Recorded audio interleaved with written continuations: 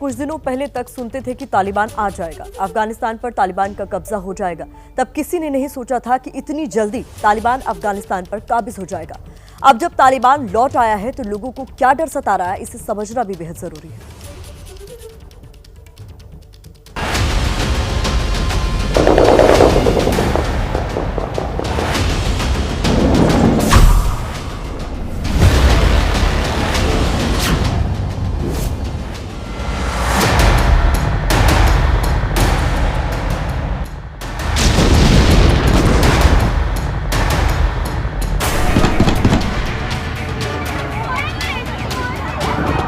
अफगानिस्तान में मची ये अफरा तफरी।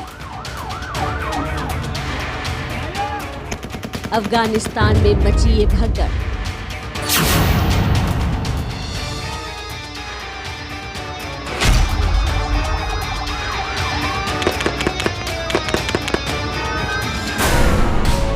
अफगानिस्तान में पैदा ये खौफ का माहौल।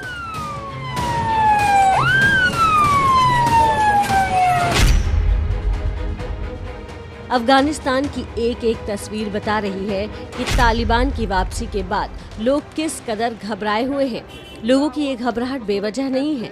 20 साल बाद तालिबान की सत्ता में वापसी हुई है तो सबसे ज्यादा चिंता महिलाओं और अल्पसंख्यकों की सुरक्षा को लेकर ही जताई जा रही है।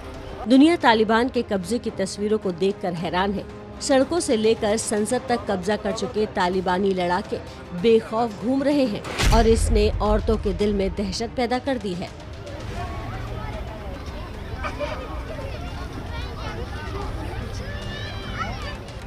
इस्लामी कानून के हिमायती तालिबान राज में महिलाओं को काम करने की आज़ादी शायद ही नसीब हो। खबरों के मुताबिक कांधार पर कब्जे के बाद ही तालिबानियों ने एक बैंक से 9 महिला कर्मचारियों को ये कहते हुए घर भेज दिया कि महिलाओं को काम करने की जरूरत नहीं है। महिलाओं की जगह घर के मर्द नौकरी पर आ सकते हैं।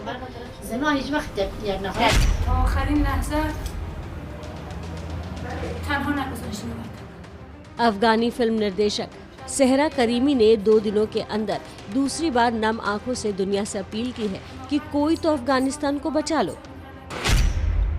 मैं टूटे हुए दिल से बड़ी उम्मीद के साथ लिख रही हूँ कि आप मेरे खूबसूरत देश को तालिबान से बचाने में शामिल होंगे। उन्होंने हमारे लोगों का नरसंहार किया, कई बच्चों का अपहरण किया। उन्होंने पोशाक के नाम पर एक महिला को मार डाला। उन्होंने हमारे पसंदीदा हास्य कलाकारों में से एक को प्रताड़ित किया और मार डाला। महिलाओं की आज़ादी, पहनावे के साथ साथ तालिबान महिला शिक्षा का भी विरोध करता रहा है। संयुक्त राष्ट्र में अफगानिस्तान यूथ की प्रतिनिधि रह चुकी आयशा खुर्रम ने आरोप लगाया कि भले तालिबानी नेता दुनिया के सामने लड़कियों की शिक्षा को लेकर जो बयान दे रहे हैं, लेकिन तालिबानी लड़ाकों ने कई प्रांतों में लड़कियों को स्कूल कॉलेज जाने से रोक दिया है।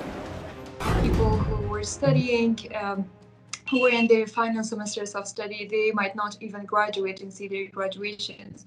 A lot of young women in Herat province, they reported that some of female students were not allowed to enter the university.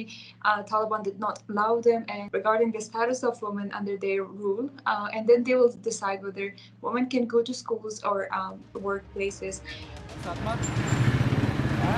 20 साल बाद ज्यादा ताकतवर होकर लौटा तालिबान खुद को बदले हुए रूप में पेश कर रहा है।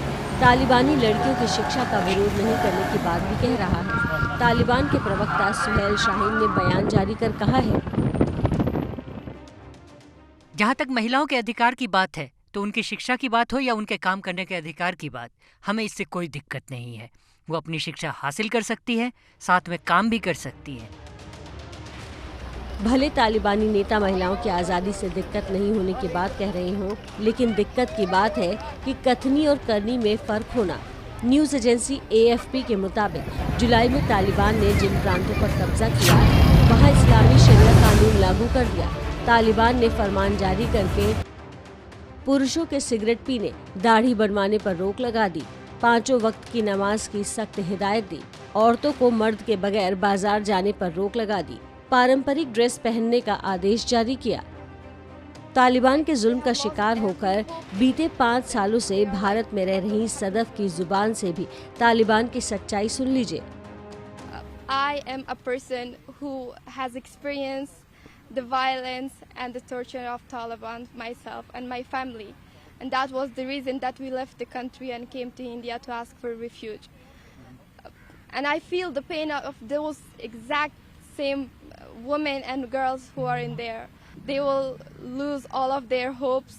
They have lost their future. They have lost their dreams. They have lost their rights.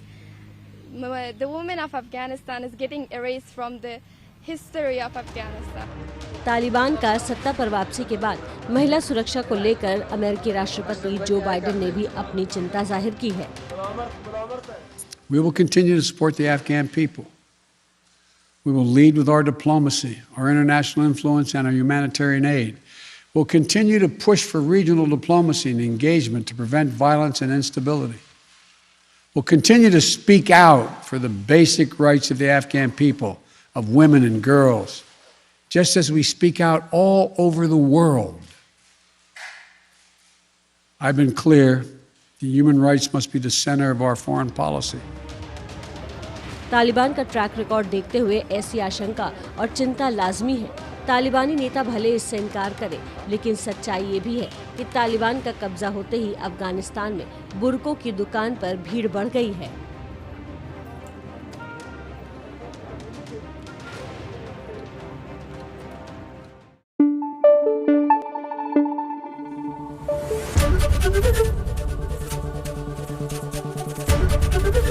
ABP news आपको रखे आगे।